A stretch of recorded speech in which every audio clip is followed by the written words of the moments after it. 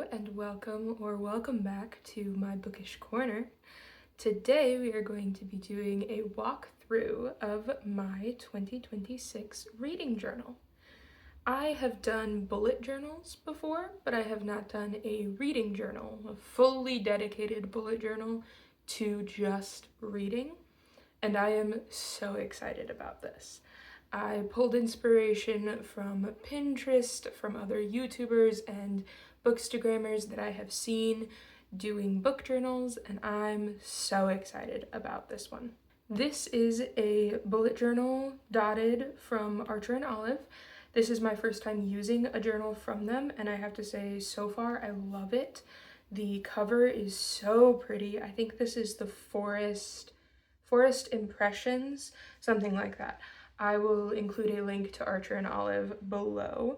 And the size. I don't remember what size this technically is. It doesn't say, but I will include the size below as well. This is larger than any other bullet journal I've gotten, but as I've been setting this up, I have found that super fun because it has meant that I have a lot more space to do fun doodles, and I did order washi tape and stickers to go with the theme that I have for the year, but they haven't arrived yet. I think they might have gotten lost in the mail. So eventually I'll get those, and hopefully we'll add those to fill up some blank space. So this is the Archer and Olive journal. It's got the pretty side piece, just a plain back. It does have two silk bookmarks, one with the Archer and Olive logo as a sort of charm. And let's open it up. A lot of people decorate this page. I think once I get my washi tape and stickers, I might try doing that. I wasn't really sure what to do with it because I haven't done that before. So I left this one pretty blank. And then this is the title page of my reading journal. I decided to go with a coffee theme. So this is my little coffee shop, my 2026 reading journal. I'm super excited about this. I realized when I was coloring this in that I should have colored in the gray before the brown because little streaks of brown got into like the windows and the door and such. But lesson learned, we'll use that in the future. But this is my little coffee shop. I really love the green and brown kind of theme. It just feels very cozy and coffee. So then we have my reading goals for the year. I was so happy with the little steam coming out of the coffee cup. I have tried doing steam like that before and have always struggled. It always looks a little wonky. It looked really good in pencil, and then I was terrified doing it in pen. So I'm so happy with how that turned out. My goals for this year are reading 150 books, which I made a little mistake with this, and we'll see that later, but hopefully I can figure it out as I'm using the journal. Then I want to complete my physical TBR, maintain this journal because I have a habit of, especially around October, falling off with my journals. So I would love to maintain this through the end of 2026. I want to consistently write reviews for the books that I read. Even if I'm not doing a video on them, I want to have a more defined way of expressing my thoughts on books. I want to find some favorite authors. All of my favorite authors are old, as in dead for many years, like Jane Austen and J.R.R. Tolkien and C.S. Lewis. And so I want to find some favorite authors that like I can look forward to books that they're releasing, that kind of thing. And then I want to read more classics. I've really enjoyed some of the classics that I've picked up lately, and so I want to pull that in more to 2026. I decided to add a rating system because that I think will help me be more consistent with rating.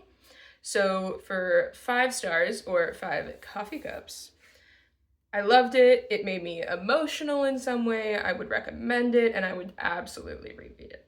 4 coffee cups, it was very good. There were a couple things that felt a little off, but I would still recommend it to others. And of course, for in-betweens, we do have halves. I just didn't write a statement for those. It would just be kind of feeling the vibe in between a 4 and a 5. 3 cups, an average, good book, not life-changing, not necessarily something I would say you have to read this book.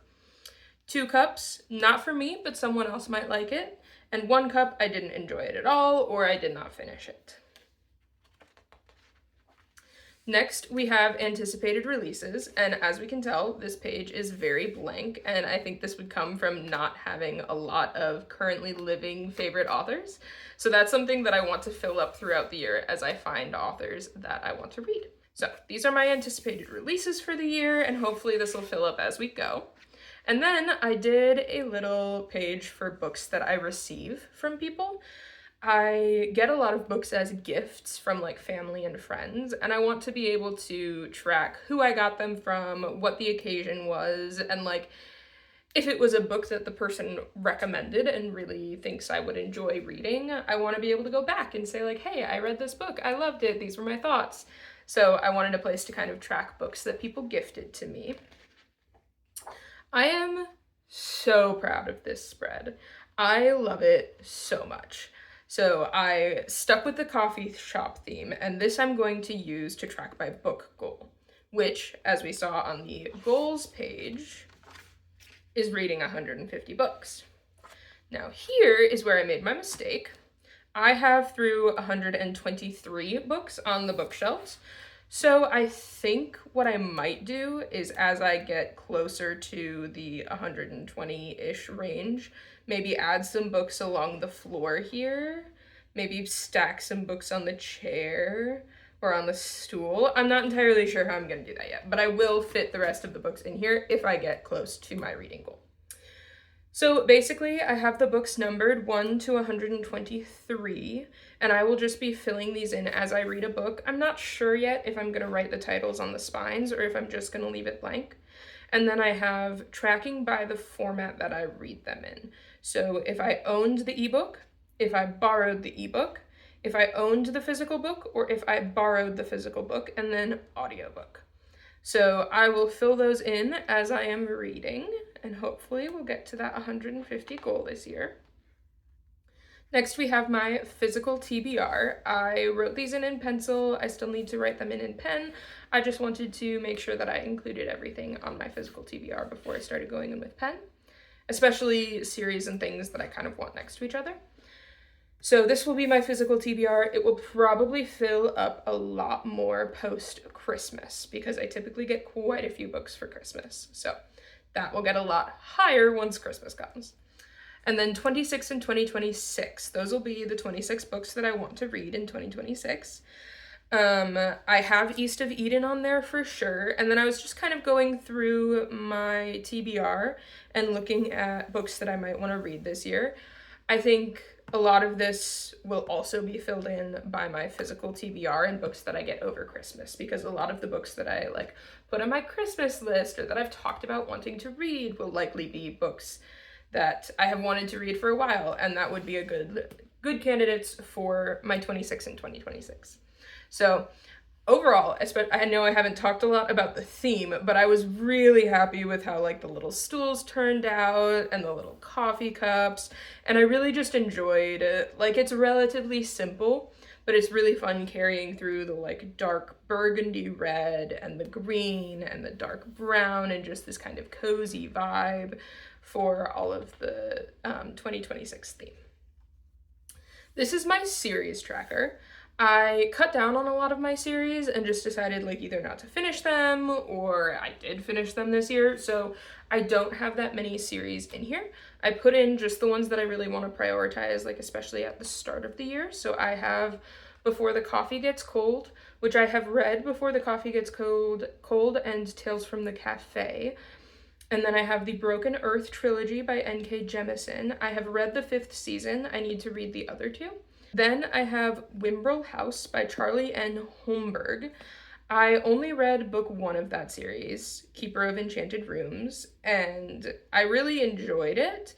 I just never got around to reading the rest, so I will likely need to reread Keeper of Enchanted Rooms, and then I will read through the rest. And then I have Ninth House, which I read Ninth House like 2024, I think. So I'll reread that, but I do have Hellbent that I need to read and have not gotten to. So I'm actually very excited to read those ones because I did really, really enjoy Ninth House. It just took me too long to get Hellbent, and then I was into other books, into other series. So this will likely start to fill up as I go through the year as well. My plan with the series tracker is to fill in each of the squares as I read the books, and then once I finish the series, to color in the little coffee mug. So that's my plan with my series tracker.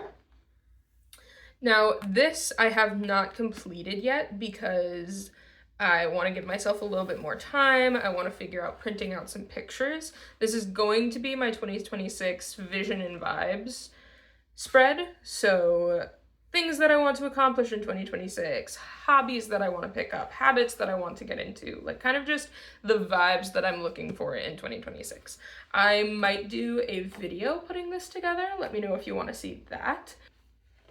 Then I have genre Tetris. I am also very excited about this. So I have 6 options here, and then as I finish a book, I will put that block in the little board that I have here. So we have fantasy and sci-fi, classics, romance, literary fiction, mystery, and nonfiction, or any other that don't really fall into these genres. So I am very excited about this. This is the first time I've ever done anything like this. I thought the spread ended up looking really cute. I love the little lights. Those are probably my favorite part of this whole 2026 journal so far, is these little like string lights. They just make me so happy. They turned out so much better than I was expecting. Then I have the alphabet challenge here, which is reading a book starting with every letter of the alphabet. Again, really excited for this. Haven't done it before. And I don't know how intentional I'm going to be about it, because I feel like as I just read books, they'll fill this in. So we'll see how this one goes.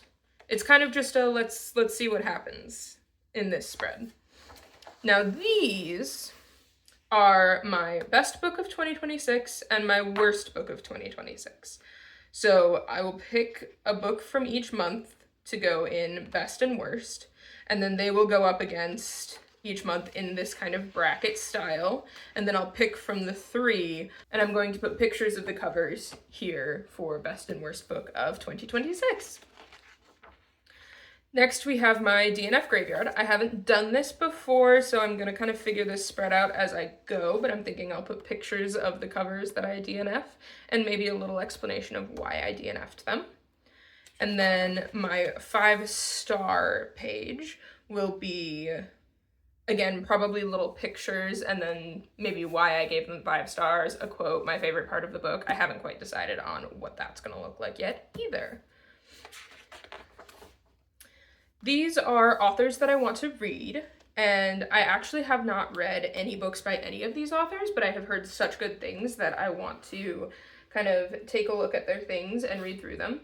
So I have Ellen Hilderbrand, and I did start a book by her, but I started it was Hotel Nantucket. And I started it in fall, and Hotel Nantucket is a very summer vibe book. So I'm kind of saving that for next summer to read. And then I know she just came out with The Academy, and I really want to read that book. That was one of the books on my 26 and 2026 that I'm probably going to do.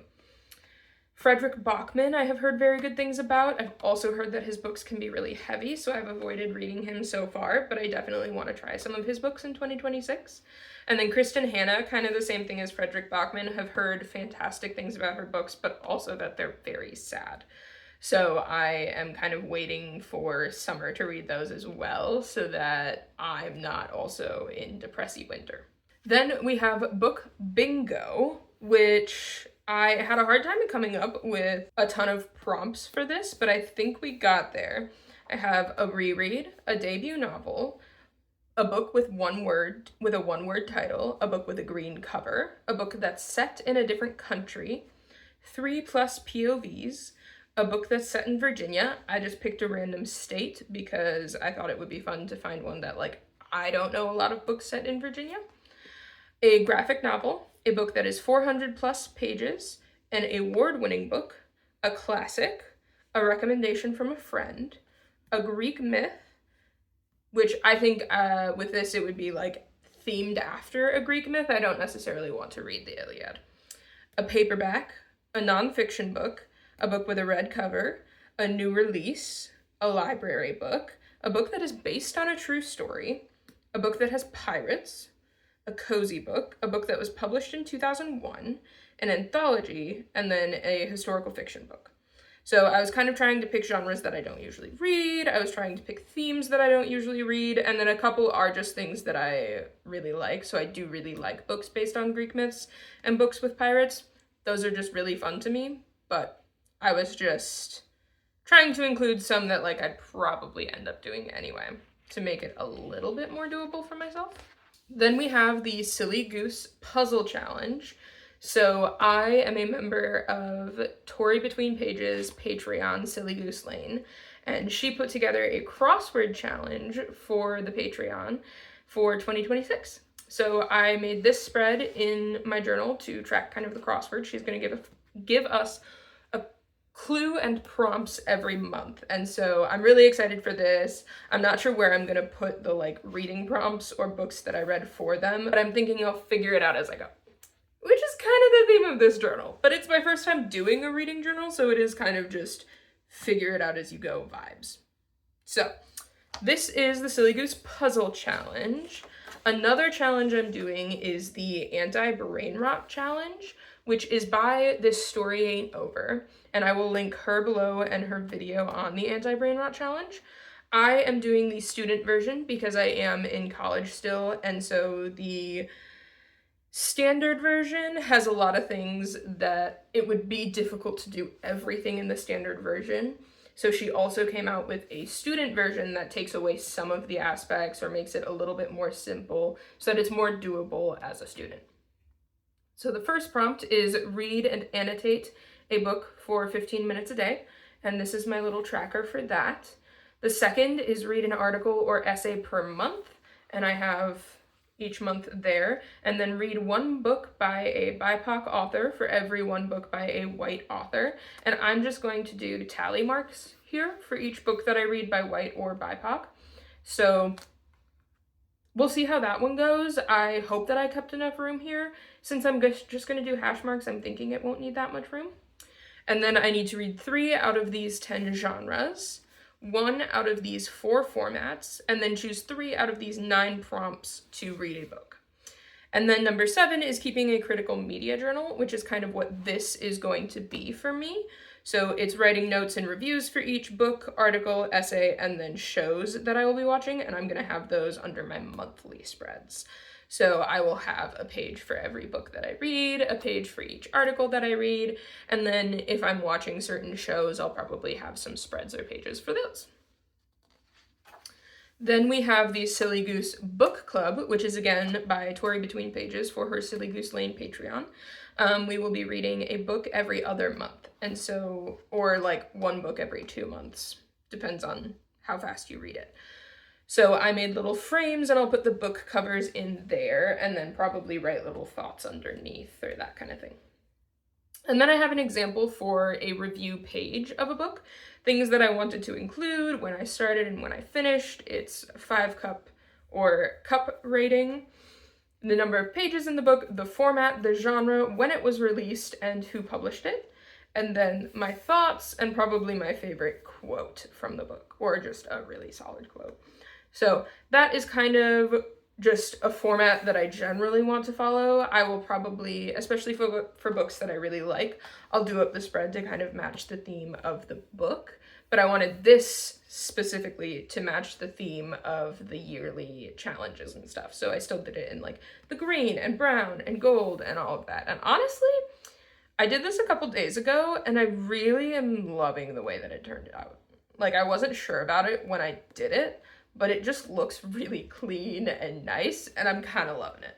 Except for the X there. I was really upset with how I did the X, and I wish that I could have erased it, but you can't erase pen, so here we are.